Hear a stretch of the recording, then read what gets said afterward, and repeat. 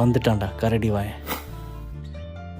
மச்சான் தப்பா எடுத்துக்காத, உன் தம்பியோட வீட்டு பால் காய்ச்சிக்கு என்னால் வர முடியலடா. டேய் நீ எல்லாம் ஒரு நண்பனாடா, ஒரு நல்லது கெட்டது கூட நீ வரமாட்ட. டேய் நீ 4 மணிக்கு கூப்பிடுற பால் காய்ச்சதுக்கு, இதே நீ வேற எதனா காய்ச்சறன்னு சொன்னா நைட்டு 12 மணிக்கே வந்திருப்பேன் தெரியுமா?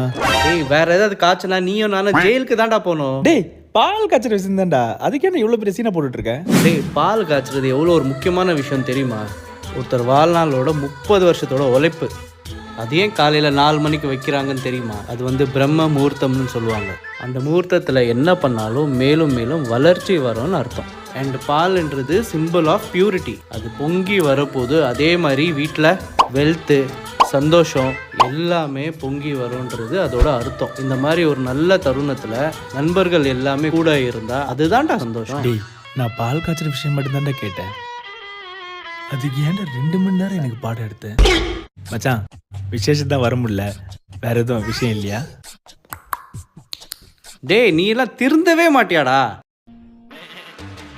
காருக்கு போ, நான் வரேன்.